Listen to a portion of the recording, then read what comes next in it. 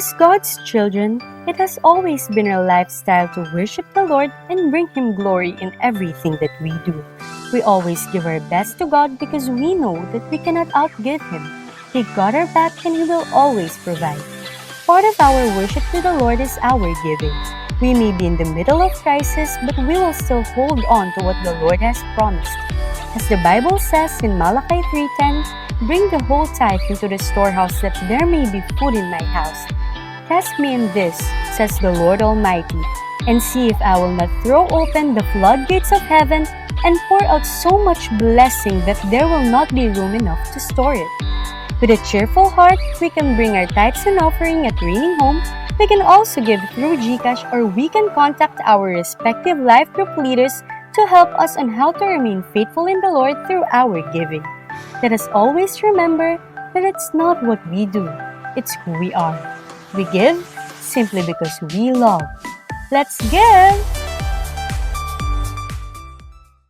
As God says in Exodus 14, verse 14, "The Lord will fight for you, you need only to be still." Sabi mo sa katabi mo, be still. The Lord will fight for you. And God knows your heart, God knows your condition. Kaya ngayon, as we worship God today, we have this assurance and confidence na, Lord, you will fight for me. Whatever the battle is, whatever your situation is, God holds you, and this is your confidence today. Come on, sing with us.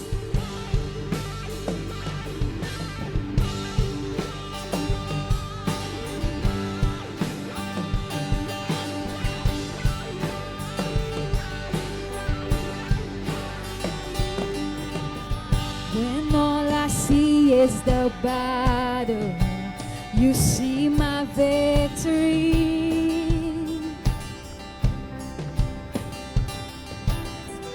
When all I see is the mountain, you see a mountain move. And as I walk through the shadows, your love surrounds me. There's nothing to fear now, for you are safe in God's hands. There's nothing to fear now, for I am safe with you.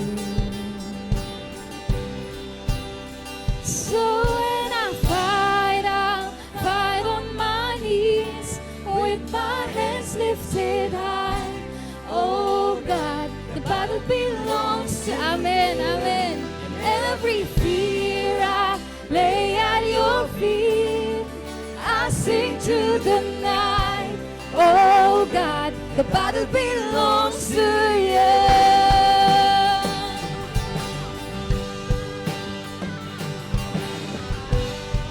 If you are for me, who can be against me?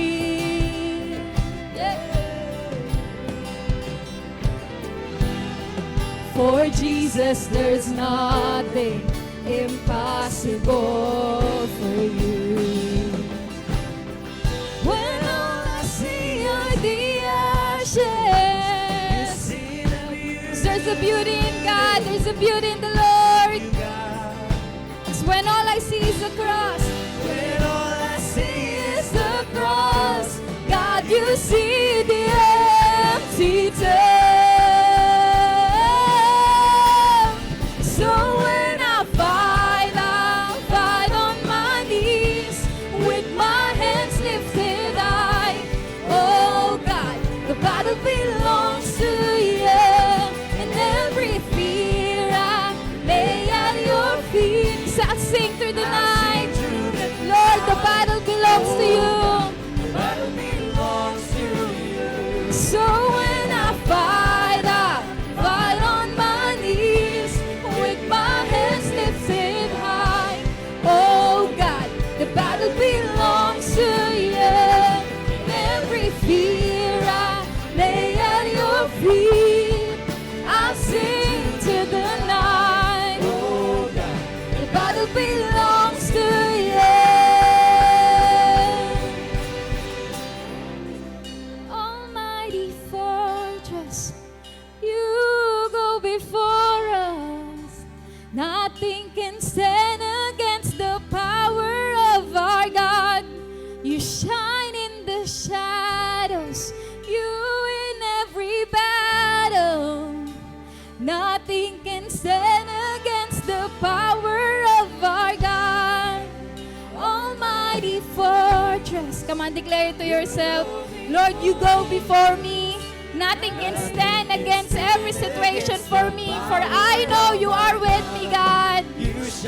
Lord, in every darkness, you shine with us. You win my battle, Lord.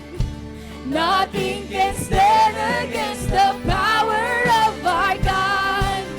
Almighty fortress, you go before us. Nothing can stand against the power of my God.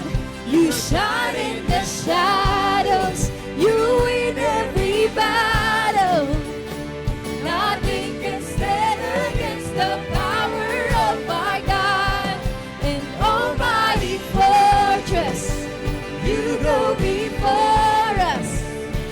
Nothing can stand against the power of our God. You shine in the shadows, you win every battle. Nothing can stand. Come on, let's sing again. Almighty fortress, and almighty fortress, you go before us. Nothing can stand against our God. Stand against the power of our God. You shine in the shadows, you win every battle. Nothing can stand against the power of our God. So when I fight, I'll fight on my knees with my hands lifted high. Oh God, the battle belongs to you. In every fear I lay at your feet. I'll sing through the night, Lord. Oh God, the battle belongs to you. So when I fight, I'll fight on my knees with my hands lifted high.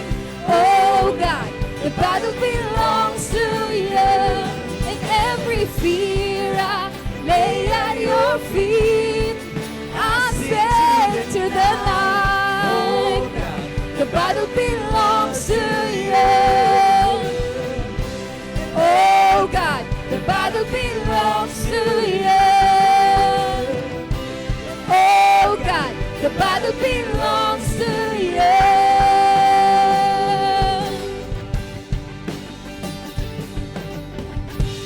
Come on, let's give God the highest praise. Claim your victory in the Lord. Just claim your victory. Ngayon po, ang word na ibinigay ni Lord sa atin is more on divine speed and acceleration. Sino ditong may subject na physics? Narinig niyo na ba yung word na acceleration and then yung speed? Pero yung divine, dito mo lang maririnig yan. Kasi may divine pala tayo dito. Joke lang po. Divine is more on God. Kaya ito yung portion natin. It is divine speed and acceleration. Yung mga bagay na matatagal at mababagal sa buhay mo, papabilisin ni Lord. Everything will be smooth. Yung magugulat ka na lang, it's like a dream life. Yung bang tipong parang panaginip lang. Gusto mo ba yung ganyang buhay? Parang panaginip lang. Yung parang lagi ka na lang ngingiti na parang, Lord, totoo na ba itong nangyayari sa akin? Pwede bang alugin mo yung katabi mo? Sabi mo, totoo na to. Yan yung design ni Lord sa atin na everyday na-enjoy natin yung life. Grabe no, parang nakakalungkot siguro ang buhay na gigising ka, na parang nagising ka ng kahapon. Naranasan niyo yan? Yung parang Lunes na naman, Martes na naman. Parang nakaka-boring ang buhay kapag ganyan. Yan yung mga buhay na walang inaasahan, na walang hope. Hindi yan ang design ni Lord sa atin. Kasi sabi ni Lord, Jeremiah 29 verse 11, "For I know the plans I have for you." Marami kang plano, pero mas maraming plano si Lord sa buhay mo. Ano yung sabi sa dulo? Hope and a future. Plans to give you hope and a future. So lahat ng mga nakaka-receive ng word na to, merong hope, meron silang inaasahan, hindi malungkot ang buhay niyan. Pag itong word na to, pinapamuhay mo, hindi ka malungkot, hindi ka bugnutin, hindi ka lungkutin. Tingnan mo yung katabi mo. So merong hope, may inaasahan ka lagi. Sabi mo sa katabi mo, may inaasahan lagi. So pag may inaasahan ka lagi, lagi kang excited. Yan ang plan ni Lord sa life mo. Yung bang tipong hindi ka nabubuhay sa kahapon. Lahat ng bagay na naranasan mo na tapos na, you cannot undo the past. Regardless, kahit maganda man yan o pangit man yan, wala na yan. Kasi wala sinabi si Lord na may plan siya sa past mo. Ang plan ni Lord, yung future mo at yung present mo, meron kang hope na may aasahan ka. Kaya kung yung katabi mo, broken-hearted yan, hindi yan ang plan ni Lord. Sometimes, yung heart natin kailangan ma-broken para mabuo ulit.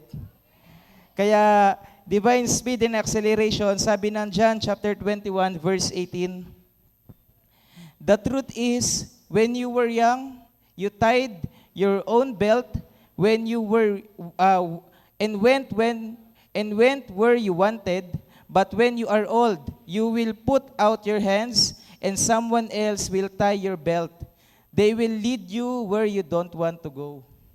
So, iba talagang sa principle of God, iba talaga yan. Sa mundo, kapag gusto mong magkaroon, sabi ng mundo, kailangan kumuha ka. If you want to receive, kung gusto mong umani, kailangan mong paghirapan. Pero kapag kay Lord, pag sa kingdom of God, if you want to receive, you need to give. Talagang baliktad ang principle, no, ng mundo at sa kay Lord.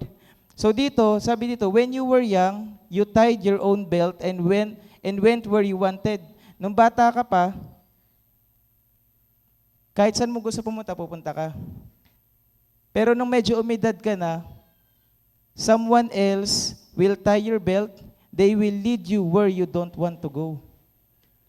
Nung bata pa tayo, sa principle ng mundo, nung bata pa tayo, yung parents natin sila nag-aayos sa atin. Pero nung bagong Kristiyano ka pa, di ba, nung new Christian ka pa lang, sasabihin ng leader mo, nung nagko-consolidate, sige, okay lang yan. Okay lang yan. Maintindihan ka pa, di ba? Pero nung medyo umiidad ka na sa spiritual life mo, parang mas dapat nagde-depend ka na kay Lord. Nagde-depend ka na. Nagigets na yung principle ng word na to. Mamaya ididig natin yan. So ano yung sabi ng speed? Pag sinabing speed, how quickly something or someone moves and how quickly something is done. Sabi mo sa katabi mo, mabilis. So speed means quick. Something or someone moves. Yung mabilis, yung talagang paspasan ba? May ano ba kayo? Mabilis magsalita, mabilis gumalaw, may kilala ba kayong ganyan? Pero ito, iba tong speed na sinasabi dito. So, ano yung acceleration? Acceleration means it's when something goes faster and faster. The rate at which something speed changes over time. Kung yung speed mabilis, acceleration is mas mabilis. Sino ditong gusto mong ganyan? Yung, alam mo ba, maganda kapag may direction ang life mo. Baliwala ang speed and acceleration kapag walang direction ang life mo. At gusto kong sabihin sa'yo, you're in the right place, right direction. Lagi natin naririnig, laging sinasabi nila, Pastora, secure ang future mo dito. Marami nagsimula dito sa church na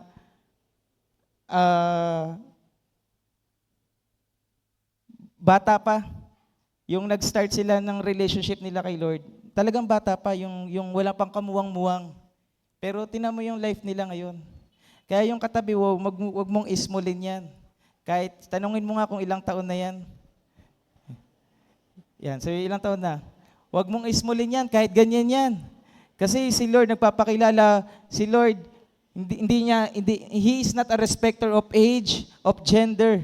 Pag gusto magpakilala ni Lord sa iyo, magpapakilala siya sa iyo. So sabi dito, speed and acceleration, you will never experience divine speed and acceleration outside the presence of God. So walang divine speed and acceleration kapag wala ka sa presence ni Lord. Only in the presence of God. Kahit gaano ka kagaling, kahit gaano ka ka-talented, outside the presence of God, you are irrelevant. Tingnan mo yung katabi mo. Magaling ba yan? Mahusay ba yan? Pag hindi niyan mahal si Lord, pag wala yan kay Lord, wala yan. Kaya yung mga nagmamalaki na kaya ko na to, tapos wala sa Lord, wala sa presence Lord, wala sa church, huwag niyong kaingitan ng mga taong yun. Kasi ang mga tao na nagtitiwala kay Lord, hindi niya binibigo. Kaya wag mong tingnan yung sarili mo na ganito lang ako, ganito lang narating ko sa buhay. Pag may Lord ka, majority na yun, panalo ka na. Kaya yung katabi mo, wag mong ismulin yan. Pag matindi ang pagtitiwala niyan kay Lord, di mo alam kung saan mararating yan. Nung college ako, sa sobrang diehard ko kay Lord talaga, nung college ako, talagang minsan pag may mga thesis kami, hindi ko na napupunta yung thesis, pero nag-aambag ako. Ambag ko, syempre, bukod sa Pansit Canton, yung financial, tapos sinasabi ko, sige ninyo, ako na magre-report niyan, mga ganon. Pero yung physical, yung attendance, hindi ako nakakapunta sa mga ganon nila. Kaya kasi minsan, nagsisell group ako, talagang grabe ka die hard ba? So, dumating yung time, nung pag may mga attendance, sinasabi ng teacher ko, halimbawa, sabihin, Bon Ryan, ma'am, player po, kasi sa amin, di ba, pag athletic ka, pag sinasabi excuse ka, automatic excuse ka, di ba, ganun sinasabi. Ma'am, player po, ganito, ma'am, absent po. O, pag gadulo si Mark, ma'am, prayer po. Lagi sinasabi prayer. Kasi daw, lagi akong wala, kasi lagi nasa church, nasa ano. That time, minamak ako ng mga classmate kong ganun. Pero, merong divine speed and acceleration. Yung mga classmate ko na nagmamak sa akin, mga nagre-reach out na sa akin ngayon. Ano daw nangyari sa buhay ko? Grabe daw. Yung mga dating nagsasabi na pa-pray ka lang, matindi na narating ng prayer ko. Kaya tinan mo yung katabi mo, huwag mong ismulin yung prayer mo. Malaki mararating yan. Yung mga salutatorian, mga valedictorian, nagtitiwala sila sa galing nila, pero ikaw kay Lord ka nagtitiwala. Meron ka ng husay, meron ka ng galing, may titiwala ka pa kay Lord. Grabe na yan. Kaya sabi mo sa katabi mo, napapalad ang classmate mo, kasi classmate ka niya. Sabi nga ni Pastor Nuno, yung mga yung mga tao pa man din, pag nakikita nang nagtatagumpay ka na, i-relate na niya yung sarili mo sa'yo. Uy, classmate ko yan. Uy, ano ko yan? Yung aso niyan, aso ko, magkaparehan, magkaibigan na rin kami. Di ba? Ganyan pa man din, pag nagsasuccess na yung life mo. Kaya sabi mo sa katabi mo, darating tayo dyan. So, you will never experience divine speed and acceleration outside the presence of God. Etong divine speed and acceleration, kapag lang nasa presence ka ni Lord. So, pag you are outside God's presence, hindi mo na mararanasan to. Walang ganto sa mundo. Kay Lord lang to. Kaya number 1 requirement na to, kailangan na kay Lord ka muna. Sino ditong buong-buong sa puso mo na dapat kay Lord ka lang? Sabi nga, ang laging sinasabi ni Pastora, lahat Lord ng meron sa akin, pawis ko, libag ko, lahat ng sa akin, kay Lord, sa'yo yan. Wala akong ibibigay ng kahit na ano sa demonyo, sa kaaway. Kaya sabi mo sa katabi mo, lahat ng meron ka, kay Lord dapat yan. Kasi baka katawan mo lang nandito, pero ang isip mo, ano kayang lunch mamaya? Baka ganyan nasa isip mo, wala na yan. Hindi mo ma-experience yung divine speed and acceleration. Kailangan nandito ang katawan mo, ang isip mo, ang puso mo, lahat na nandito, yung attention mo na kay Lord, nasa word ni Lord. Kasi kung gutom ang spirito mo, ano yung gusto mong ma-receive, yun ang matatanggap mo. The level of your desire is the level of your satisfaction. Kung anong ninanasa mong matanggap ngayon, yun ang makukuha mo. Kaya sabi mo sa katabi mo, handa ka na ba? So, you must be connected to the source. So, if you want to experience divine speed and acceleration, kailangan connected ka sa source. Sabi sa katabi mo, connected sa source. So, John chapter 15 verses 1 to the following, sabi dito, Jesus said, I am the true vine, and my Father is the gardener. He cuts off every branch of mine that does not produce fruit. He also trims every branch that produces fruit to prepare it to produce even more. Verse 3, You have already been prepared to produce more fruit by teaching I have given you. Stay joined to me, and I will stay joined to you. No branch can produce alone. It must stay connected to the vine. It is the same with you. You cannot produce fruit alone. You must stay joined with me. I am the vine, and you are the branches. If you stay joined to me, and I to you, you will produce plenty of fruit. But separated from me, you won't be able to do anything. Sabi sa ibang version nito, apart from me, you can do nothing. Kaya kahit anong pagpapagal mo, kahit anong effort mo, talagang pag hindi ka connected kay Lord, baliwala lahat ng effort na yan. Kahit gaano ka kaganda nung appliances na meron ka, kahit gaano ka functional yan, pag hindi yan nakasaksak sa kuryente, baliwala ang function yan. Na-gets mo ba? Kahit gaano kaganda nung setup ng computer mo, pag hindi nakasaksak sa kuryente yan, hindi magpa-function yan. Same thing sa life natin. Kahit gaano ka-potential, kung hindi ka connected kay Lord, baliwala yan. Sino dito handa nang malaman to na kailangan kumunik? Sabi dito, but separated from me, you won't be able to do anything.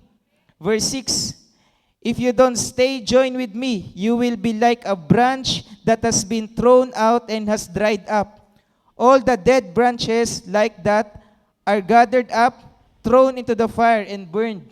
So, ibig sabihin, aware si Lord dito. Lahat ng mga hindi nagko-connect, nag-gather yung mga yan. Yan. May kilala ka bang ganyan? Yung mga nag-disconnect na, sila nag-gather. Yung mga natuyo na. Sabi mo sa katabi mo, huwag kang sasama doon. Kasi ang direction ng mga yan, anong sabi? Anong sabi sa direction ng mga yan? Thrown into the fire and burned. Kaya pag ikaw, nararamdaman mong natutuyuan ka na, kumunik ka na agad. Kasi minsan tayo, nanghihina na, lalayo pa. Yan ang talaga mangyayari. Matutuyuan ka, tapos sasabihin ng mga isang nag-disconnect din, sasabihin, ay, napipil kita, ganyan din ako. Yan. Tara, ano tayo? Ganyan nga siya. Yan, naranasan niyo na ba yan? Yung nag-disconnect ka lang saglit, parang may lumalapit sa'yo automatic na magnet ba? Yan, parang automatic na ganyan eh. Kaya sabi mo sa katabi mo, stay connected. Kasi pag tuyot ka, sasamahan ka din ng mga tuyot. Yung mga tuyot sa faith, yung mga walang kasubstance, yung puro yabang lang ang salita, pero walang substance. Magaling lang magsalita, pero di mo nakikita sa buhay. Mga disconnected yung mga ganyan. Kaya sabihin sa katabi mo, tingnan mo connection mo. Baka tuyot na yan. Wala kang makukuwang substance dyan. Papunta yan sa dried place. Gathered up, ayan no, all the dead branches are like that, are gathered up. So they are gathering. May gathering din yung mga tuyot na yan. Nag-gather din pala yan. Throw into the fire and burn, pero mali ang direction nila. Sa'yo sa katabi mo, stay connected. If you are disconnected, iba ang mapupuntahan mong gathering. Kaya dapat connected ka. Verse 7, stay joined together with me and follow my teachings. If you do this, you can ask anything you want, and it will be given to you. Show that you are my followers by producing much fruit. This will bring honor to my Father. I have loved you as the Father has loved me. Now continue in my love. I have obeyed my Father's commands, and He continues to love me. In the same way, if you obey my commands, I will continue to love you. Grabe, ang sweet ni Lord, no? Sabi mo sa katabi, ang sweet ni Lord. Nakarinig ka na ba ng I love you? Galing kay Lord. Masarap makarinig ng I love you at masarap makaranas ng love galing kay Lord. At ito ang pinakamasarap sa lahat, no? And then verse 11, I have told you these things so that you can have the true happiness that I have. I want you to be completely happy. This is what I command you. Love each other as I love you. The greatest love people can show is to die for their friends. You are my friends if you do what I tell you to do. I no longer call you servants because servants don't know what their master is doing. But now I call you friends because I have told you everything that my Father told me. And then last verse, you did not choose me, but I choose you. And I give you this work to go and produce fruit that will last, that the Father will give you anything you ask for in my name.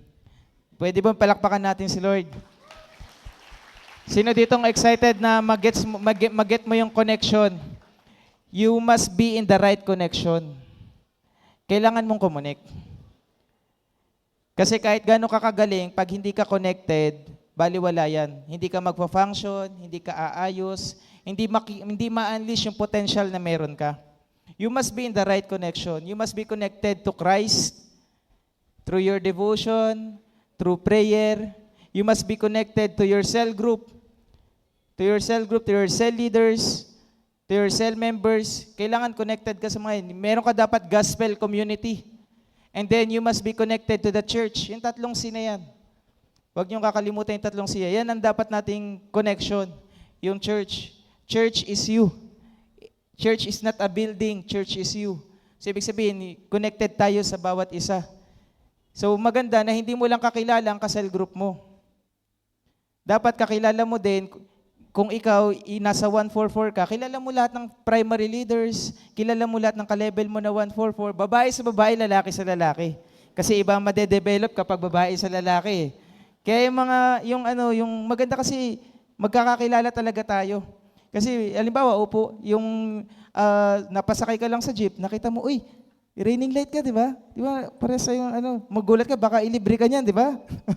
Maganda, may ganun ang strong ng connection natin because we build communities. Hindi lang dapat sa cell group mo, ikaw nakakonect. Bawat isa sa atin, strong dapat ang connection.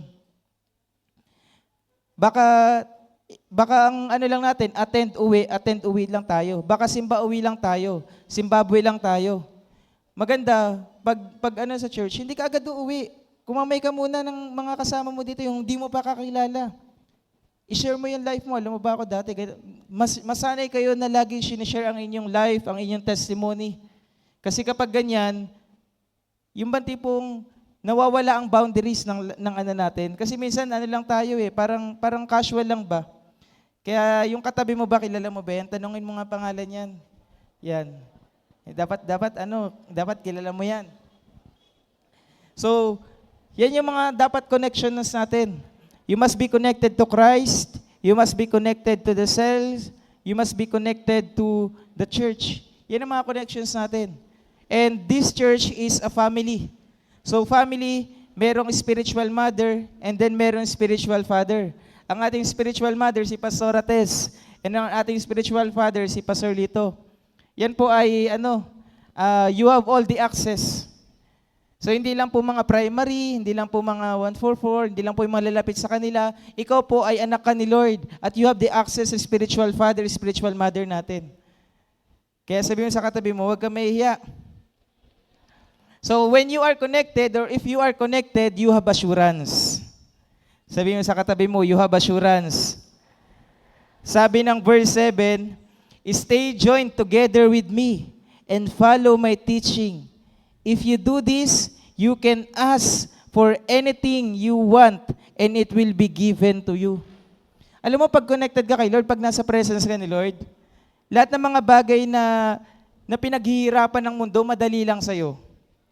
Yan ang assurance. Kasi pag sinabing assurance, assurance means a promise, a guarantee, or a confidence that something will happen is true.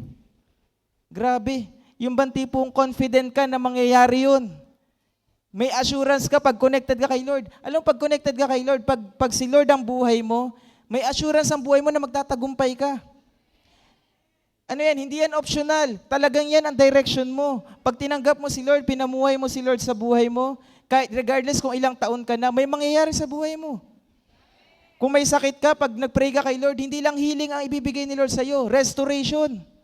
Kasi nung sa Old Testament, yung merong ketong doon, may ketong siya. Ngayon, sabi ni Elisha, lumubog ka ng 7 beses sa Jordan. Nung lumubog siya 7 beses, alam mo ang nangyari sa kanya, hindi lang siya gumaling sa ketong niya. Ang nangyari sa kanya, yung balat niya parang sa sanggol ang pagkakadescribe. So restoration ang naganap sa kanya. Hindi lang healing. Kaya kung may sakit ka ngayon, don't just pray for healing. Pray for restoration. Restoration ng body. So yan ang portion mo.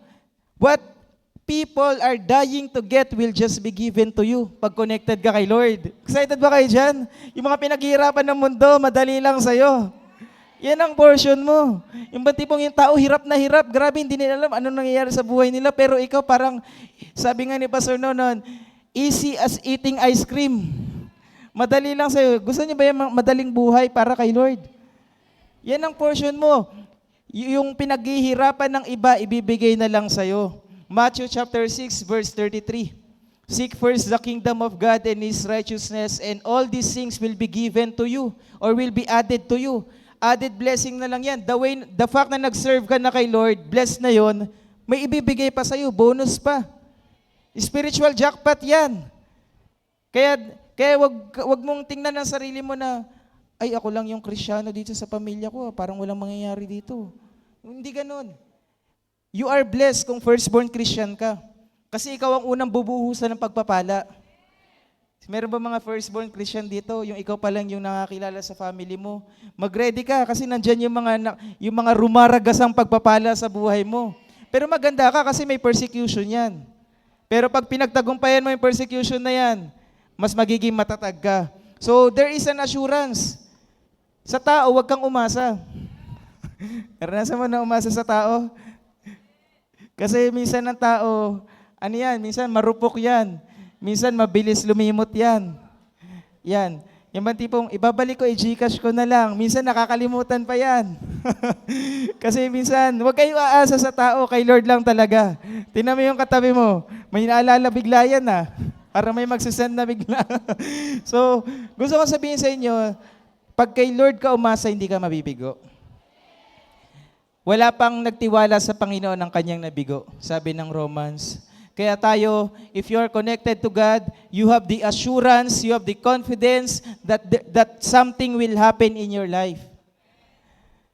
Alam niyo ba, sa sobrang dami ng verses sa Bible, 6,000 verses in the Bible, isang verse lang paniwalaan mo doon, ibang mangyayari sa buhay mo eh. The moment you believe, the word will perform. May mangyayari lang pag pinaniwalaan mo. Kasi kahit nabasa mo yan, di mo pinaniwalaan, walang mangyayari dyan. Pero Jeremiah 29:11, paniwalaan mo, may mangyayari sa buhay mo. Proverbs chapter 3, verse 5 to 6, trust in the Lord with all your heart and lean not on your own understanding. Paniwalaan mo lang yan, may mangyayari sa buhay mo. Tignan mo yung katabi mo, naniniwala ka na ba sa word ni Lord? Kasi pag naniwala ka na, may assurance na yan. Sigurado na may mangyayari sa buhay mo.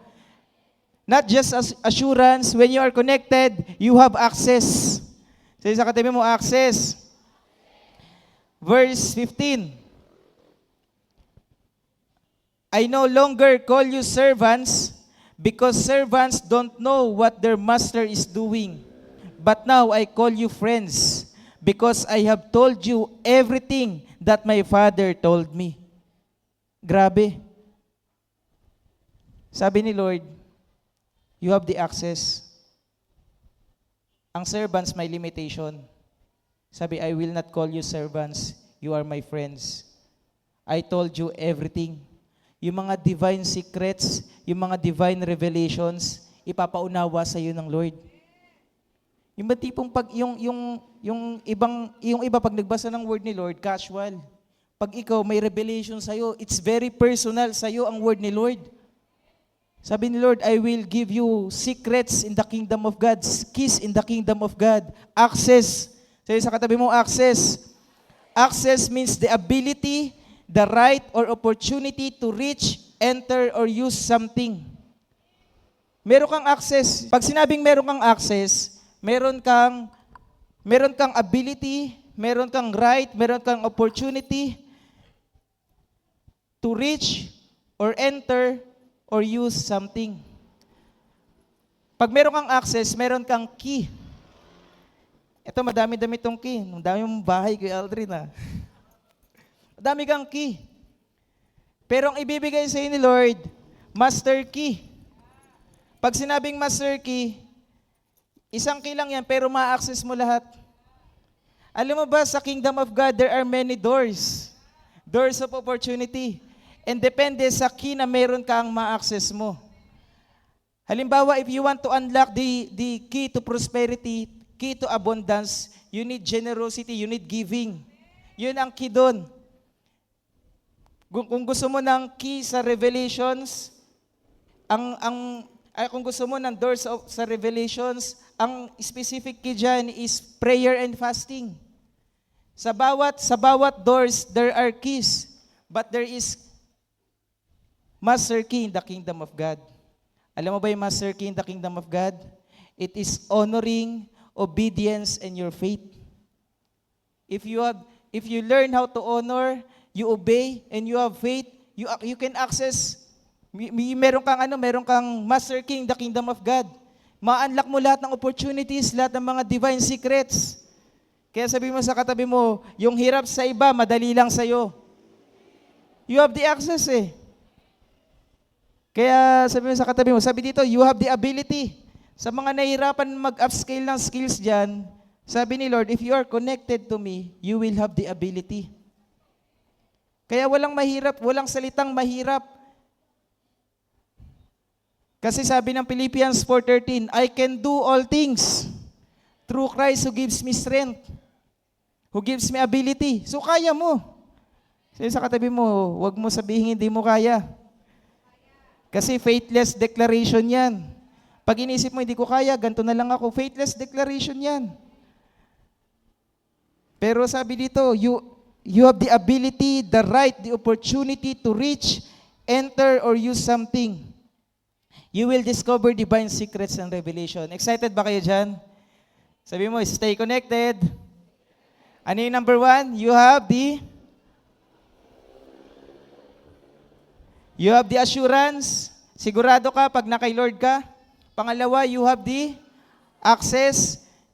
Pangatlo, sabi ng John chapter 15 verse 16, you did not choose me but I chose you and give you this work. Or sa other translation yan, and appointed you to go and bear fruit that will last, that the Father will give you anything you ask for my name.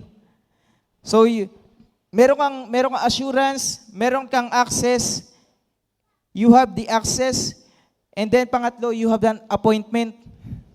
Sabi sa katabi mo, may gagawin pala. Hindi aksidenteng nandito ka. Sabi sa katabi mo, may gagawin ka. Hindi pwedeng pwet mo lang makinabang sa upuan. Kailangan gamitin ka ni Lord from head to toe. Hindi ka lang tagapakinig, tagapagsalita ka din. Madaling umattend sa church nang makikinig lang. Pero pag a-attend ka na ikaw magpipreach, hindi yun ganun kadali. Ano niya ba yun? So yun ang design ni Lord sa atin. Na hindi ka lang tagapakinig, ikaw naman na magsasalita.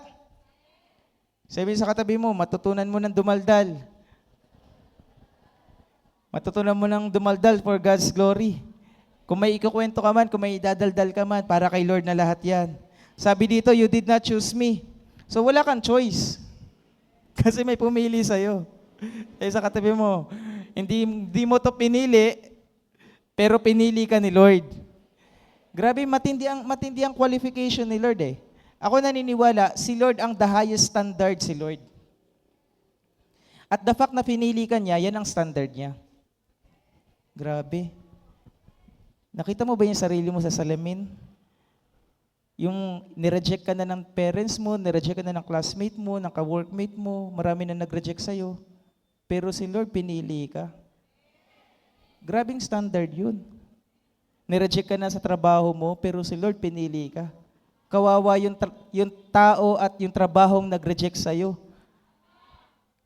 Huwag mong tingnan yung sarili mo na mababa. Si Lord, pinili ka.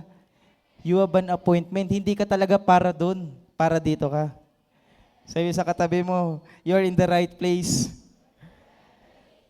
Sabi dito, Appointment means being chosen, assigned, or called for a purpose. Yan ang ibig sabihin ng appointment. You have an appointment. Sabi sa katabi mo, you have an appointment. Alam mo kapag may appointment ka, pag naintindihan mo yung assignment mo kay Lord, you become so busy in the kingdom that major issues become minor to you. Grabe, no? Yung mga taong focus sa appointment nila, sa purpose nila sa life, hindi yan chismoso, hindi yan nagdi-deal, nagda-dive in sa mga issues. Kahit gaano kalaki ng issues, minor na lang yan. Kasi ang focus niyan, yung kingdom of God. You're so busy. Sabi sa katabi mo, busy ka sa kingdom ni Lord. That major issues become minor to you. Malita lang yan. Kaya yung mga taong natutuyot na, yung mga disconnected na, hindi na busy sa kingdom of God yan, busy na sa issues yan. Kaya pag may mga tao na dumidikit sa inyo, tapos puro issue ang sinasabi, huwag yung lapitan ng mga taong yun. Patuyot na ang life nun. Tingnan mo yung katabi mo. Yan, puro issue na lang bang nasa isip niyan? Kasi kung puro issue na yan, patuyot na ang buhay niyan. Hindi na nag-work sa kingdom kasi hindi naman yan ang focus natin. Sa katabi mo, puro ka ba issue? Mais ba yung katabi mo, mais? Kasi kung puro issue yan, patuyot na ang life niyan, hindi na nagpo-focus sa kingdom, hindi na gumagawa ng appointment niya. Kaya yung mga taong yan, nan dapat layuan natin. Yung mga tao na nagdi-disconnect kung ano dapat ang direction ng life natin. Sabi sa katabi mo, focus. So, mga minor issues na lang yan, no? Yung mga major na tingin mo mabigat na problema na situation ng life mo, pag-focus ka sa kingdom of God, hindi, ito yun. Naalala ko, natuwa ako kasi nagkaroon ako, may disciple ako 2 encounters ago, nung nagkaroon ng encounter sa men's encounter, mismong encounter, yung tatay niya namatay. Iyak siya ng iyak. Tapos, that Sunday, that encounter, syempre dahil bigla siya eh. Pero nagulat ako, alam mo nung nagpunta siya, nandito siya nung Sunday,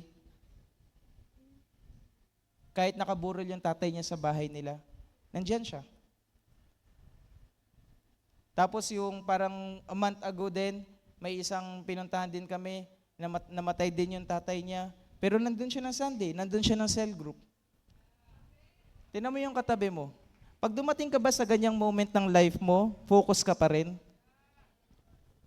Kasi maraming mga tao sa natin, Lord, magsiserve ako sa iyo. Pero pag dumaan na ng unos yan, wala na yan. Magpo-focus na lang sa issue, sa situation ng life niya, pero hindi na kay Lord yan. Alam mo, dyan mo makikita kasi ang dyan mo makikita talaga ang pagiging genuine mo pag dumaan ka sa apoy eh. Ang ginto, para malamang puro, kailangan dumaan yan sa apoy para malaman kung yan ay dalisay. Sa katabi mo, ginto o tanso?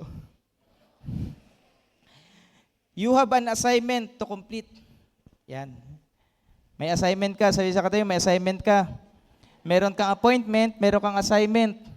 At gusto kong sabihin sa inyo, your assignment is assessment. It qualifies you. Sino dito mga nagta-trial task? Di ba pag nag-apply ka, may mga assessment? may mga assessment yan eh. Test Gorilla, yung mga sino dito parang inaayawan mo yung mga ganong assessment. Pero hindi mo alam, yung mga ganyang assessment, yan yung nagka-qualify sa'yo. Sabi mo sa katabi mo, gumawa ka ng assignment mo. Kay Lord, may appointment ka. Anong appointment ni Lord? To go and bear fruit. Hindi ka lang dapat taga-upo, hindi ka taga-pakinig. Ikaw naman ang gagamitin ni Lord. Hindi ka forever cell member. Magiging cell leader ka. Mag-lead ka naman ng cell. Baka matagal ka na sa church, matagal ka na, puro na lang consume. Hindi ka naman nag-share, hindi ka nag-contribute. Sige sa katabi mo, anong contribution yan? Anong katabi mo? Baka nasa isip mo lang, pag Sunday, attend na lang ako, pero wala sa isip mo na mag-invite, wala sa isip mo na tumulong naman, maging blessing sa mga tao. Puro na lang consumer ba, hindi contributor. Sabihin sa katabi mo, dapat tayo ay contributor, hindi tayo nag-consume. Kasi baka yung iba, nag-i-spot lang dito, nagiging Girl Scout lang. Yung mga lalaki nag-Girl Scout, nag-i-scout ng mga girl, ay parang maganda yun ah. Yan. Baka ganyan na lang nasa isip niyan. Mag-ingat kayo mga girls. Ganon din sa mga boys, mag-ingat din kayo. Kasi baka yan lang yung intention yan. Pero wala yung intention magbago. Kaya sabi mo sa katabi mo, you have an assignment. Your assignment is your assessment. It qualifies you. Your assignment is your alignment. It positions you. Alam mo, pag ginagawa mo yung appointment mo, yung alam mo na you lead, you bear fruit, you go and bear fruit, you make disciples, alam mo, pinuposition mo yung sarili mo sa position of blessing. You are in the right spot. Si Adan, ang tanong ni Lord sa kanya, Adam, where are you? Sabi nung Genesis chapter 2, Adam, where are you? Bakit siya hinanap ni Lord? Kasi wala siya sa position of blessing. Nagkamali siya, nagkasala siya, nagtago siya, nag-hide siya. Pero alam mo ba kapag ginagawa mo yung assignment mo, ginagawa mo yung appointment mo, pinuposition mo yung life mo in the position of blessing. Kaya magulat ka, yung mga bagay na hindi mo hiningi, binibigay ni Lord sa'yo. Di ba? Na nagsiserve ka kay Lord, todo ka kay Lord, yung family mo, wala nagkakasakit sa pamilya mo. Yung nanay mo, yung tatay mo, hindi na sila nagme-maintenance ng gamot kasi si Lord ang kalakasan nila. Nagigets niyo ba yan? May nangyayari sa spiritual. Yung mga bagay na hindi mo hinihingi, binibigay ni Lord yan. You cannot count your blessing every day. Try mo mag-count ng blessing every day. Hindi mo makakaya. Hindi mo mabibilang ang blessing mo every day. Sabi mo sa katabi mo, mabibilang mo ba yan? So, hindi mo mabibilang ang blessing. And then, your assignment is agreement. It empowers you. Sabi sa katabi mo, it empowers you. Marami mga disciple nang ihina kasi hindi gumagawa ng assignment nila. Naranasin pumasok sa school, tinatamad kayo pumasok kasi alam niyo wala kayong assignment. Naranasin, di ba? Parang mahiya ka sa teacher mo, parang ayoko pumasok kasi baka matawag ako, di ako nakagawa ng assignment. Same thing kay Lord. Yung mga taong nangihina sa faith nila, mga hindi nag-exercise ng faith yan. Mga hindi tumutulong sa mga tao yan. Mga ano yan, mga taga-kinig lang, mga hindi nagmamature. Ang goal natin everyday is maturity. At ang maturity wala sa edad. Ang maturity nasa obedience. The more na nag-o-obey ka kay Lord, the more na nagiging matured ka. Kaya sa mga cell leader na nandito, wag mo tingnan yung edad ng disciple na meron ka. Kahit 10 years old yan, turuan mo mag one verse. Kasi bakit? Tinuturuan mo siya para mas bumilis ang kanyang maturity. Wag mo sabihin, ay hindi, bata pa yan, hindi pa niya kaya yan. Wag ikaw magdidikta. Kailangan ikaw magde-develop sa kanya. Gamitin ka ni Lord para sa development ng mga tao. Yun ang pinakamasarap na natin. The more you accomplish the assignment, the more valuable you become. Alam mo ba kapag todo ka kay Lord, kung lalaki ka, maraming may in love talaga sa'yo.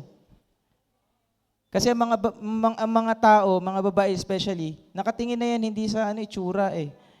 Looks can be deceiving. Pero pag todo ka kay Lord, talagang maraming lalapit sa'yo. Ganon din sa mga babae. Mas nagiging attracted kayo. Pero mag-ingat kayo. Sa mga babae, huwag kayong papatol sa mga boy.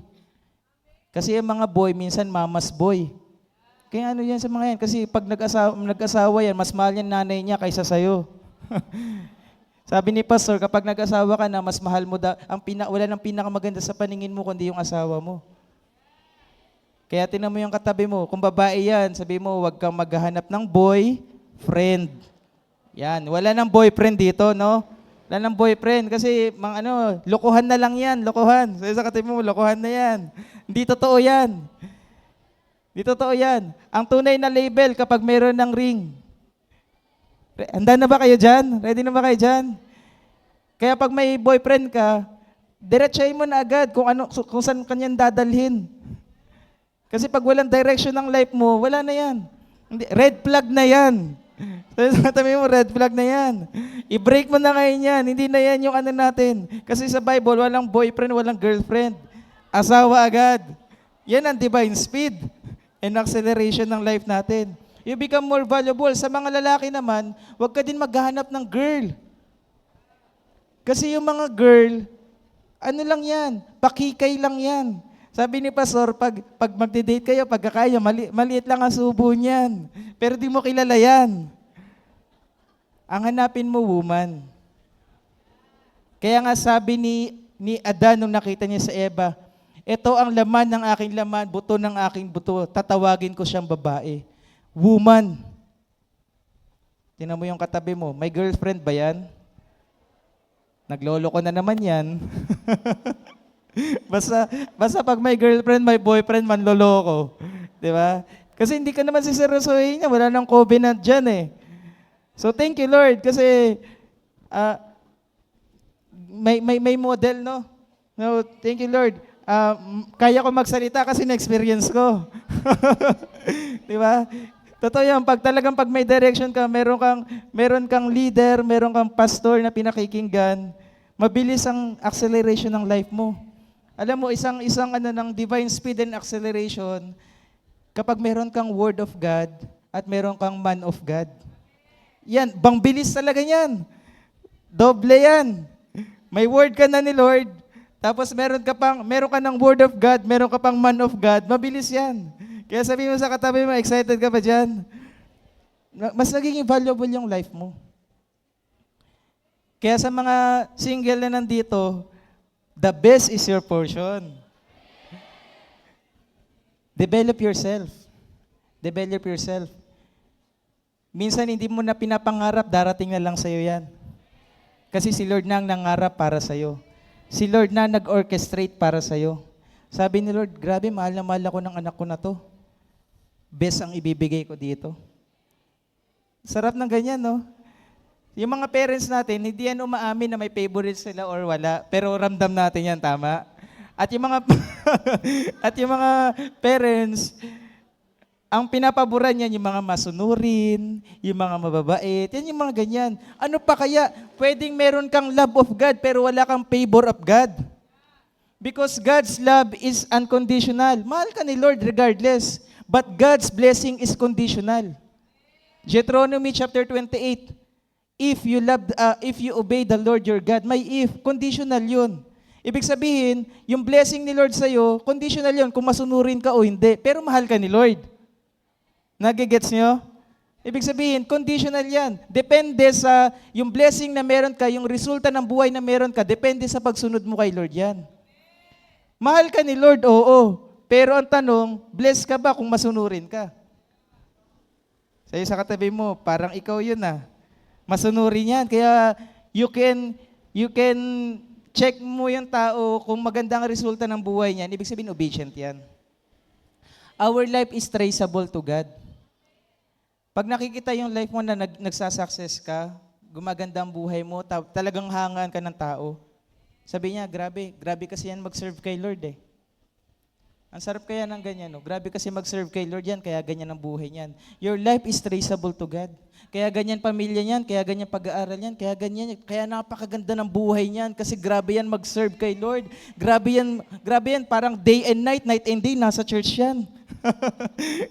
Yan yung ano, grabe ka die hard. Ang term ng nanay ko, die hard. Grabe ka die hard kay Lord yan.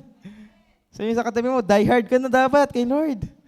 Ibig sabihin, yung mga bagay na wala kang pakialam sa sinasabi ng iba, basta kay Lord ka. Ang word ni Lord sa'yo, hindi lang milk, hindi lang bread, hindi lang solid food, hindi lang meat, hindi lang honey, wine sa'yo. Parang alak na sa'yo yung word ni Lord. Wala ka nang pakialam kung ano sasabihin ng iba, basta masunod ko si Lord. Yan ang speed and acceleration. Hindi ka na maintindihan ng mga tao. Sometimes, hindi ka na maintindihan ng parents mo. Kung hindi pa sila Christian especially, hindi ka nila maintindihan. Pero pag kay Lord ka, magugulat ka na lang. Mapapangiti ka na lang kahit nakahiga ka, nakangiti ka. Excited ba kayo dyan? Kasi bakit? It's like, sabi mo sa katabi mo, parang panaginip lang.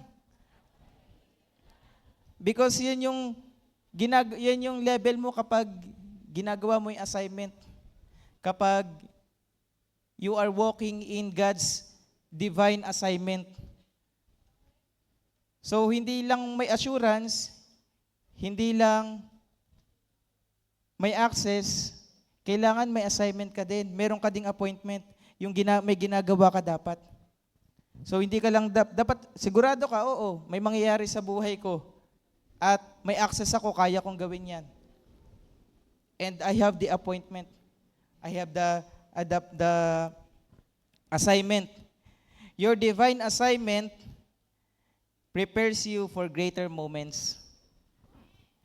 Alam mo ba, i-develop mo lang sarili mo, magugulat ka yung now showing ng buhay mo mangyayari.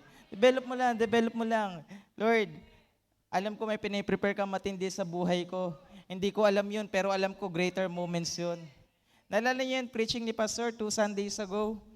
We are designed, our portion, we are designed for greater things. But there is a condition, only for the lover of God lang yun. Sa lahat lang sumusunod na instruction. So ibig sabihin, design sa'yo yan, pero kailangan lakaran mo yan. You need to do your divine assignment because it prepares you for greater moments. Mag-ministry ka lang na mag-ministry, darating yung buhay, darating yung mga bagay na prepare ni Lord sa'yo. Hindi pa nakikita ng mata, hindi pa naririnig ng tenga, sumasanggi sa isip ng tao. Yung mga prepare ng Lord sa mga nagmamahal sa Kanya. Mag-serve ka lang. Love God with all your heart, with all your soul, with all your might. Love people. Do the ministry, mag-one verse ka, mag-share ka, mag-win ka ng soul. Kahit classmate mo, katabi mo, nililid ka ni Lord na sharean yung taong yun, sharean mo siya. Yan ang assignment ni Lord sa atin. Go and bear fruit. So sabi ni Lord, go and bear fruit. Ibig sabihin, maraming fruit. You need to bear. Sa mga disciple na nag-iisip dito, sa mga leader, parang wala naman tao, wala akong makuha, Lord. Sabi ni Lord, the harvests are plentiful. You need to bear. Kukuha ka na lang. Lord, bago ka kasi sumugod, lumuhod ka muna. Bago ka mag-one verse, bago ka mag-share ng gospel, mag-pray ka muna. Kasi si Lord ang magdadala ng tao para sa'yo. Sino ditong excited, i-complete mo yung 12 mo bago matapos tong year na to. We only have October, November, December. 3 months, kayang-kaya. 3 months. Lord, bigyan mo ko ng taong pagkakatiwalaan. Pagkatiwalaan mo ko ng tao, Lord. Alam mo ba, the fact na meron ka isang disciple, daig mo pang merong iPhone 17 Pro Max. Kasi bakit? Sabi ng word ni Lord, yung isang kaluluwa, sabi ni Lord, makuha mo man yung mga bagay sa mundong to, pero mapahamak ang kaluluwa mo, anong mapapalit mo dito? Ibig sabihin, yung one soul, hindi siya equivalent sa mundo. More than pa siya sa mundo. The fact na pinagkatiwalaan ka ni Lord na isang tao, daig mo pa yung pagmamayari sa buong mundong to. Kaya nga si Satanas gustong-gusto niya yung soul ng tao eh. Gustong-gusto niya laging kunin yung soul. Iaalok niya lahat. Kaya nga nung isa sa temptation ni Jesus, sabi ni Lord, sabi ni Satanas, sambahin mo lang ako, ibibigay ko lahat ng meron dito. Kasi bakit? Alam ni Satanas yung value ng soul. Pag ikaw soul winner ka, daig mo pa yung merong mga gold, silver, lahat ng mga pagmamayari sa mundong to because soul is very valuable, precious kay Lord yun. Dapat na may isang disciple ka, 2, 3, grabe, lalo na kung may 12 ka. Makakapag-withdraw ka kay Lord agad yan. Sabi dito, ayan o, verse 16, fruit that will last, that the Father will give you anything. Then the Father will give you anything you ask for in my name. Yan yun. Pwede ka mag-withdraw kay Lord. Dami mo nang dineposit eh. Pwede ka mag-withdraw. Sabi sa katabi, pwede ka mag-withdraw. And then darating talaga sa time natin na kahit gano'n ka katodo kay Lord, darating talaga yung time sa buhay natin na parang may stop ka ba? Minsan matitisod ka, pero pag nadapa ka, wag ka namang gumulong. Tumayo ka. Pero marami kasing nadapa, gumulong, tuloy-tuloy pa eh. Alam niyo ba sa Bible, meron dito naka-experience ng talagang divine speed and acceleration. Sa 12 disciples si Jesus, sinong naalala niyo? Sige nga, pag sinabing 12 disciples, sino una niyo nasa isip? Si Peter, no? Peter, John, yan, yun yung madalas natin marinig. Kasi yun yung laging kasama eh. Yung PJJ na yan eh. Yung Peter, James, and John. Yan yung lagi natin naririnig. Si Peter, grabe yan sumunod kay Lord. Todo yan.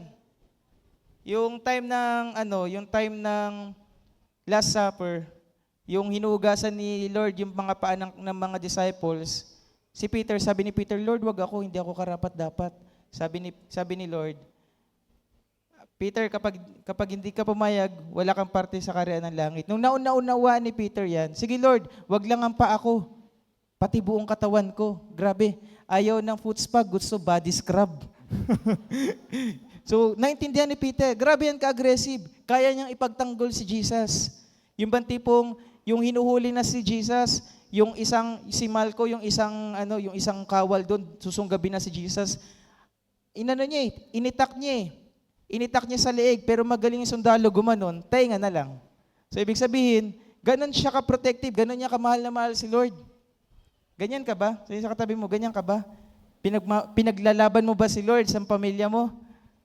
Ganyan. So, dumating yung time, pero sabi ni Lord, Peter, 3 beses mo ako itatatwa. Lord, over my dead body, hindi ko magagawa yan. So, ganyan grabe mangako, no? Madali talaga mangako pag wala pa eh. Pero pag nandyan na, medyo na yan. Kaya sabi sa katabi mo, ganyan ka ba? Pero gusto ko sabihin sa inyo, di ba nung time na pinipersecute na si Jesus, si Peter, 3 times yung dininay si Jesus. Tama? 3 times. At nung dininay niya si Jesus, nung pagka 3 times na deny niya kay Jesus, bigla tumilaok ang manok. As a sign na brinake niya ang covenant. Sabi mo sa katabi mo, titilaok din ang manok sa'yo. May mga times na pinangako ka kay Lord, tapos minsan hindi mo tinupad, titilaok din ang manok sa'yo. Just to remind you. It's a reminder sa atin na anak, nangako ka sa akin na magsiserve ka. Nangako ka sa akin na totodo ka. Anong nangyari? Hindi mo ba alam bakit yung kapitbahay mo, ba't yung manok nung tumitilaok lagi? Kasi hindi ka na nagde-devotion. Sa katabi mo, reminder yan. Pero nung time na yun, sa disciple ni Jesus, si Judas, nung hinudas siya ni Judas, umiyak siya eh. Lord, ba't ko nagawa yun? Pero nang ginawa niya, umiyak lang siya, pero nagbigti siya, nagpakamatay siya. Ang tawag doon, remorse. Ibig sabihin, umiyak lang, pero walang desisyong magbago, walang desisyong ayusin yung buhay niya. Pero si Pedro, dito sa John chapter 21, gusto ko makita yung journey ng life ni Peter, no? Darating yung life ng buhay natin, na parang nung tumilaok yung manok sa buhay natin, yung dininay na natin si Lord, yung parang naging casual na lang tayo ba? Ito yung time na si Jesus, ito yung time na nalibing na si Jesus. So ngayon, magpapakita siya sa kanyang mga disciples. John chapter 21 verse 1. Later, Jesus appeared again to his followers by Lake Galilee. This is how it happened.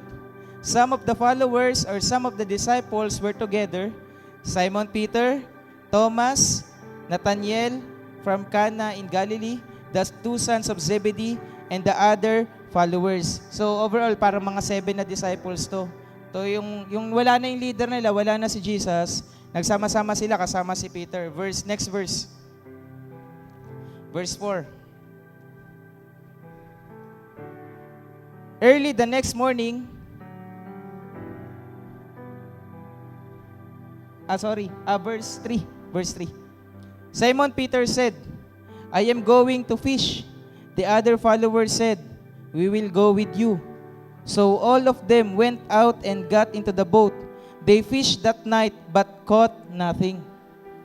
So ito yung time na wala na sila sa presence ni Lord eh. Wala na si Jesus eh. So sabi ni Pedro, magkakasama silang 7 disciples. Sabi ni Pedro, tara mangingisda muna ako. Sabi ng mga ibang disciples, sama kami. Naalala niyo paano tinawag ni Lord si Jesus? Ay, paano tinawag ni Jesus si Peter? Di ba nung tinawag niya si Peter? True miracle. Yung walang-wala na si Pedro, sabi ni Lord, ihagis mo yung lambat. Pag angat niya, nandun yung mga isda. Naka-experience siya ng boat sinking and net-breaking miracle. Naalala niyo yan? Tapos ang ginawa ni Pedro, nagpatira pa siya. Sabi niya, Lord, I am not worthy. Pero nang sabi ni Lord, come, follow me, and I will make you fishers of men. Naalala niyo yun, yung time na yun, yung tinawag siya ni Lord. Pero dito, parang sinabi ni Pedro sa mga katropa niya, tara, balik na tayo sa nating buhay. Ayun, no? I'm going out to fish. Mangisda na lang ulit tayo. Wala nang pag-asa buhay ko Mangisda na lang ulit tayo. Sabi nung kasamang iba, sige, sama kami. Alam mo ba, there's someone na nakatingin sa'yo. Kung ano yung magiging desisyon mo sa buhay, sasamahan ka niyan. Kaya napakalaga ng desisyon, especially kung sa leader ka na. Pag umalis ka, damay yung mga tao mo. Sama kami, sama kami, kuya. Sabi dito, I'm going out to fish. We went, pero nung nangisda sila, anong sabi dito? They fished that night, but caught nothing. Alam mo, kahit anong effort mo, pag lumayo ka na sa presence ni Lord, kahit anong galing mo, kahit na-learn mo na lahat, pag wala ka na sa presence ni Lord, wala ka makukuha. They caught nothing. Next verse. Early the next morning, Jesus stood on the shore, but the followers did not know it was Jesus. Then he said to them, friends, have you caught any fish? They answered, no. So hindi nila na-recognize na si Jesus yan. So early the next morning, ibig sabihin, magdamag silang ng isda pero wala sila. Alam mo, kahit gaano katagal mong gawin yan, pag hindi mo talaga kasama si Lord, napaka-miserable ng buhay mo. Pero early in the next morning, tinanong sila ni Lord. Tinanong sila ni Jesus, doon sa may dalampasigan. Friends, have you caught any fish? They answered, no. Next verse. He said, throw your net into the water on the right side of your boat. You will find some fish there. So they did this. They caught so many fish that they could not pull the net back into the boat. Sabi nila, narinig nila, sige, ihagis niyo yan. Pero hindi nila recognize na si Lord yun. Alam mo, kapag napaka-desperado na ng buhay mo, dumating na ba sa point ng buhay niyo na sa sobrang desperado niyo, kahit sino susundin niyo na lang, kahit di niyo kilala? Grabe, di na kilalang si Lord yun, pero grabe ka desperado, sige, sabi, ihagis na natin. Alam mo, pag dumating ka sa desperate moment ng buhay mo, wala ka na sa, alangan ka na sa mga desisyon sa buhay mo. Yan ang mga taong pag wala na kay Lord. Possibly, ganyan ang situation natin ngayon. Ganyan ang situation mo ngayon. Sa sobrang dami ng mga commitments mo na dapat pinangako mo kay Lord, hindi mo ginawa, nasa desperate moment ka na. Kahit na anong sabihin ng ibang tao, hagis ka na lang ng hagis. Pero maganda sa mga to, hindi sila nagkamali na sinunod. Next verse. The follower Jesus loved very much said to Peter, that man is the Lord. When Peter heard him say it was the Lord, he wrapped his coat around himself. He had taken his clothes off to work. Then he jumped into the water. Sa other version nito, sa TPT, dahil itong si Peter, siya ay athletic. Siya ay masyadong magaling. So, ang ginawa niya, nasa gitna sila sa gitna ng laot, tumalon siya, nilangoy niya papunta sa shore. Grabe, nung nalaman niyang si Lord, grabe yung hungry niya, no? Nung time na sabi niya, balik na lang ako sa dati, backslide na lang ako, wala na, parang wala nang hope yung life ko. Sabi ni Lord dito, nung nakita niya yung nagpakilala ulit si Lord through miracle, anong sinabi dito? Si Lord yun. Nung na-recognize niyang si Lord, tumalon agad siya. Tapos lumapit siya. Next verse. The other followers went to shore in the boat. They pulled the net full of fish.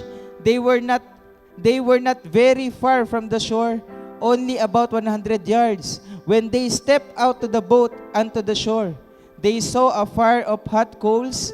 There were fish on the fire and some bread there too. So meron na palang prepare si Lord. Next verse. May prepare na si Lord nung nakita nila yon. Then Jesus said, Bring some of the fish that you caught, Simon Peter. Peter got into the boat and pulled the nets to the shore. It was full of big fish, 153 of them. But even with that many fish, the net did not tear. Grabing miracle yung na-experience ng mga disciples that time. And then, next verse, Jesus said to them, "Come and eat." None of the followers would ask him, "Who are you?" They knew he was the Lord. Jesus walked over to get the bread and gave it to them. He also gave them the fish. This was now the third time Jesus appeared to his followers after he was raised from the dead. And then talon tayo next verse.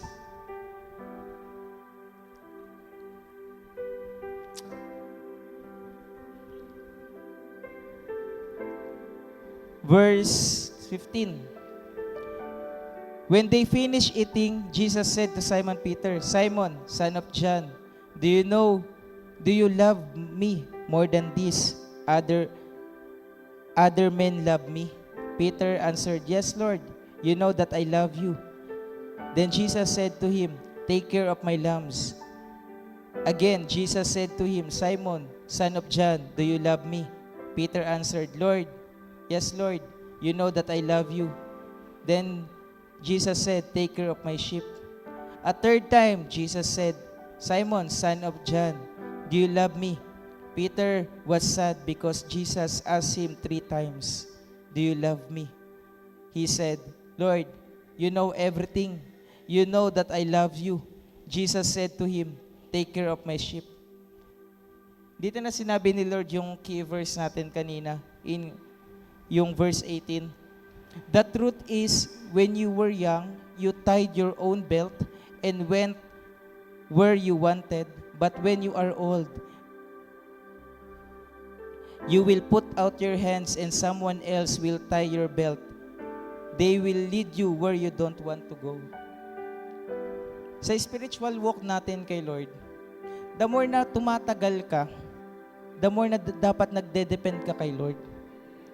Marami kasi mga Kristyano, the more na tumagal, the more na sa sarili na nagde-depende. Sa physical aspect, the more na lumalaki ka, nagiging independent ka, tama? Hindi na ikaw nagbibihis para sa sarili mo. Pero sa spiritual aspect, the more na tumatagal ka sa faith mo, the more na dapat nagde-depend ka kay Lord. Na sometimes hindi mo na maintindihan ang sinasabi ng inuutos sa'yo. Sabi dito, they will lead you where you don't want to go. May mga times ba dito na may mga instructions si pastor, may mga instructions si mga leaders nyo, hindi nyo maintindihan. Pero ang sabi lang ng word ni Lord, Proverbs chapter 3 verse 5, trust in the Lord. If understanding is absent, trust is required. Kapag hindi mo na maintindihan, Lord, tiwala na ako sa'yo. Basta pag na kay Lord ka, sure yan. John chapter 13 verse 7, you do not understand what I am doing now, but later you will. You do not realize. Hindi mo naintindihan ngayon. Pag sinabi ng leader mo, mag-disciple ka, gawin mo talaga yan. Kasi one day maintindihan mo, kaya pala, piniprepare pala ako ni Lord. Sa mga single na nandito, magmahal kayo ng tao. Alam niyo, madali na yung darating na yung taong para sa'yo. Pag lover of God ka, pag mahal mo si Lord, mahal mo yung mga tao, darating yung time, hindi na madali sa'yo magmahal ng taong para sa'yo talaga. Yung partner in life mo. Bakit? Si Lord nga na hindi mo nakikita, kaya mong mahalin, ano pa yung tao nakikita mo. Kaya tingnan mo yung katabi mo, bless yan. At bless sa mapapangasawa niyan. Kapag mahal niyan si Lord, at mahal niyan, nagmi-ministry yan. Kaya bawat isa sa atin, the more na tumatagal ka, the more na nagde-depend ka kay Lord. Total dependency and total abandonment. You depend on God, complete dependency on God, and i-abandon mo yung sarili mo, iwan mo yung sarili mo. Sabi ng Galatians chapter 2 verse 20. Ano yung sabi ng Galatians 2:20? I have been crucified with Christ and I no longer live, but Christ lives in me. The life I live in the body, I live by faith in the Son of God who loved me and gave Himself for me. Yan. Total abandonment. Iwan mo na talaga sarili mo. And total, absolute dependency kay Lord. Iwan mo na sarili mo. Yung dati, yung pagiging makasarili, yung pagiging tamad, iwan mo na yan. Mag-depend ka na kay Lord ngayon. Kaya especially sa mga, sa mga parents, depend ka na kay Lord. Huwag ka na masyado magtiwala sa sarili mo. Sa mga anak na nandito, mag-depend ka kay Lord. Huwag ka masyado magtiwala sa galing mo, talino mo. Total dependency kay Lord. Sa mga CEO na nandito, huwag ka mag-depend sa skills mo, sa galing mo, mag-depend ka kay Lord. Above all. Sa mga partners na nandito, huwag ka mag-depend sa CEO mo. Mag-depend ka kay Lord. Sa mga cell leader, huwag ka mag-depend sa mga disciples mo. One day, iiwan ka ng mga yan. Mag-depend ka kay Lord. Kay Lord lang. Absolute dependency. Absolute dependency. Iiwan ka ng lahat, pero si Lord hindi ka iiwan. Matindi ang standard ni Lord, pero pinili ka ni Lord. Pwede ba tumayo tayo ngayon? And let us just thank God. Thank you, Lord. Pinili mo ko, Lord.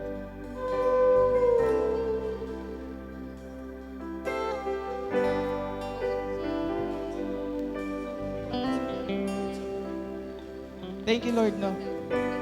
Lord, I want to experience divine speed and acceleration ng life ko. Lord, kung parang si Peter ako na may mga times na, may time, Lord, na bumalik na ako sa dating buhay kahit nag-church na ako, hindi na ako namumuhay, Lord, sa according sa design mo sa akin. Lord, ngayon, mangusap ka sa akin. Mangusap ka sa akin, Lord. Lord, magbigay ka na ulit ng milagro sa akin. Pwede ba itaas mo yung kamay mo ngayon? Yung sa pinakatodong taas ng kamay mo ngayon. Yung ano yung hinihingi mo ngayon na miracle kay Lord. Ibibigay ng Lord yan. The moment you believe, the Word will perform. Pag pinaniwalaan mo yung Word ni Lord, may mangyayari sa buhay mo. Ano yung miracle na hinihingi mo ngayon? Banggitin mo in prayer, in your heart, in your spirit, in your soul. Isigaw ng soul mo, isigaw ng spirit mo, Lord, I want this kind of miracle in my life. Lord, i-restore mo yung passion na meron ako. Help me to be more mature. Lord, help me, Lord, to grow in my faith. You faithful for the promises you kept and every need you met. And I'm so grateful you were with me every step, and I never will forget. 'Cause I call you faithful. I'll call you faithful for the promises you kept and every need you met. Lord, I'm so grateful you were with me every step, and I never will forget. 'Cause when I think of how you bless me, how your hand has never let me go, never let me go. You have been so good to me. God, I can't believe how you love me. What a friend you have been. So good to me. God, I can't believe how you love me. What a friend you have been. So good to me. God, I can't believe how you love me. What a friend you have been. So good to me. God, I can't believe how you love me. What a friend you have been. So good to me. God, I can't believe how you love me. What a friend you have been. So good to me.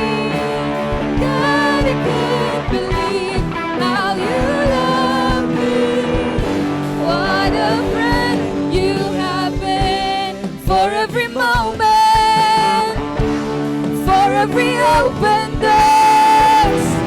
I call you faithful, and I just wanna thank you, Lord, for your circumstance, for every time you brought me through.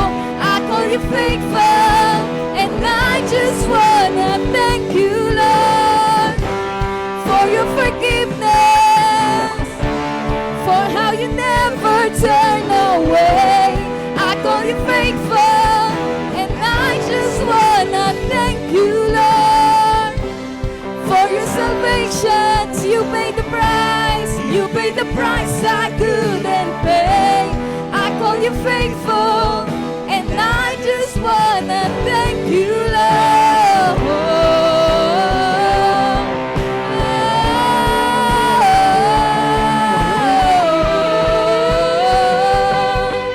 And I just wanna thank you, Lord.